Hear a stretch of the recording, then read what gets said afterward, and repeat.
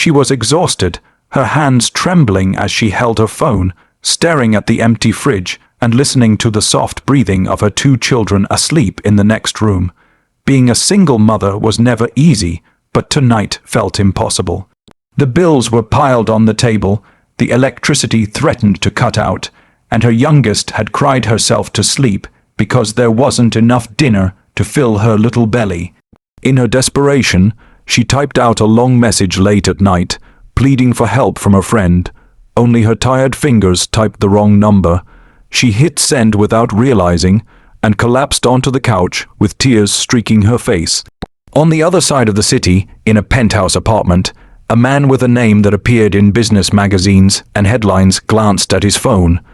A random text had arrived, filled with words that didn't seem meant for him. He read about 2 hungry children, a mother trying to hold everything together, and a broken heart desperate not for herself, but for the little ones she loved more than life. Something tugged at him. He had built his empire with sharp instincts, and those same instincts told him this message wasn't a scam. This was real pain. For hours he couldn't sleep, rereading her words, until finally he made a decision most men in his position would never even consider. The next morning, she woke to the sound of knocking. Nervous, she opened the door and found a tall, well-dressed stranger standing there, holding a small grocery bag in one hand and an unreadable expression on his face. "We need to talk about the kids," he said firmly. For a moment she froze, wondering who he was and how he even knew about her children. Then he gently explained. He had received her message, by accident, but he wasn't here to judge her. He was here because something about her words kept him awake all night. She didn't know whether to laugh, cry, or slam the door shut. But his eyes weren't mocking, and his voice carried no pity, only a quiet sincerity that disarmed her. She let him in reluctantly. Her living room was small and cluttered, the walls carrying both the warmth of family and the weight of struggle. He set the grocery bag on the table, and her children, still in their pajamas, peeked shyly from the bedroom. He crouched down and offered them an apple from the bag, and for the first time in weeks, they smiled without hesitation. It was a simple gesture, yet it felt like sunlight breaking through a storm. She kept staring at him, trying to make sense of this stranger. Over the next hour, he listened as she told her story. Not once did he interrupt, not once did he look at his watch. She spoke of the long hours at her job, the nights spent worrying, the way she had to play both mother and father, and how every small setback felt like an avalanche. When she finished, there was silence between them, the kind that makes you wonder if you've said too much. Then he said quietly, "You're stronger than you think, but you shouldn't have to do it all alone." She frowned, unsure of his intentions. Wealthy men didn't just show up at struggling mothers' doors out of kindness. But over the next days, he continued to prove her wrong. He never handed her money directly, as if to buy away her pride. Instead, he showed up with school supplies, arranged a part-time tutoring program for her children, and even spoke to his network to help her find a better job. Slowly, her suspicion began to soften into gratitude. The children grew attached to him quickly. They started calling him uncle, without anyone teaching them to.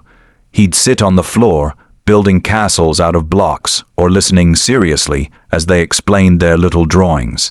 She watched, her heart torn between relief and fear. Relief that her children had someone who cared. Fear that this man was too good to be true. That one day he'd walk away and leave them with another hole to fill. One evening, as they sat on the porch after the kids were asleep, she finally asked him the question that had been gnawing at her. "Why are you doing this? You don't even know us." He leaned back, staring at the night sky before answering. "Because once, a long time ago, I watched someone I love struggle the way you are now. I couldn't help them then, but I can help you now." His voice carried both regret and resolve. That night, she realized this wasn't charity. This was redemption. This man wasn't trying to save her. He was trying to heal something inside himself, but in the process, he was saving her children from growing up in shadows. For the first time in years, she felt a flicker of hope strong enough to fight back the darkness. Weeks turned into months, and the unlikely bond between them deepened. He never asked for anything in return, never tried to control or overstep. He simply showed up, day after day, proving that family isn't always written in blood, sometimes it's written in choice. The kids thrived, their laughter filling the home more than their cries ever did, and she began to see herself not as a broken woman barely surviving, but as a mother building a future again. And every so often, when she looked at him sitting with her children, she thought back to that one desperate night, that one wrong number, and how it changed everything. Fate has a strange way of weaving lives together. Sometimes, what feels like an accident is really the beginning of something extraordinary. So when people asked her later how it all began, she would smile softly and say, "It started with a message sent to the wrong man, but maybe it was the right one all along. Sometimes life doesn't collapse all at once, it falls apart in small pieces, like paper tearing in slow motion," and that's exactly what had been happening to her. She was a single mother, working double shifts in a job that barely paid enough to keep the lights on, raising two children who deserved so much more than what she could provide. Every night she tucked them into bed with a smile she didn't feel, whispering promises that tomorrow would be better, even though inside she feared it might be worse. On one particular night, the weight of everything she had been carrying pressed down so heavily that her strength cracked. The cupboards were nearly bare, the bills screamed from the kitchen table, and her youngest daughter had cried herself to sleep with a hollow little stomach. She picked up her phone, her hands trembling, and poured her heart into a message, a desperate plea not for herself but for her kids, a message she meant to send to her closest friend. Her fingers, numb with exhaustion, typed the wrong number, and with a single tap, the message went flying into the hands of a stranger. She didn't know it, but that one mistake was about to change her life. Across town, in a penthouse, far above the city lights, a man who had everything money could buy but very little that money could not, glanced at his phone. He was a millionaire, the kind of man who made headlines, who people admired for his success and envied for his lifestyle. Yet beneath all that he carried a quiet emptiness, a loneliness disguised by the noise of wealth. The message appeared on his screen in the stillness of night. At first he thought it was spam, some wrong number nonsense, but as he read, his chest tightened. These weren't the words of a scammer. These were the raw, unfiltered words of a mother breaking under the weight of love and desperation. She wrote about the children, about how they were innocent and didn't deserve to suffer, about how she could bear hunger herself, but not the sight of her children going to bed empty. The more he read, the more something stirred in him, an ache that reminded him of someone he once loved, someone he couldn't save. He couldn't sleep that night. The city outside glowed with indulgence, but all he could think of was a stranger's words, a stranger's pain, and two children he had never met. At dawn, he made a decision. While most men in his position might have deleted the message and forgotten it, he couldn't. Instead, he drove across town with a bag of groceries in his hand and a heart heavier than he could explain. When she heard the knock that morning, she wasn't expecting anyone. She opened the door to see a tall, well-dressed stranger standing there. He looked at her with a calm but serious gaze and spoke words she would never forget. "We need to talk about the kids." Her breath caught in her throat. Her first instinct was fear. How did this man know about her children? What did he want? But then he explained, gently, that he had received her message by mistake. He could have ignored it, but he hadn't. He wasn't there to shame her. He wasn't there to pity her.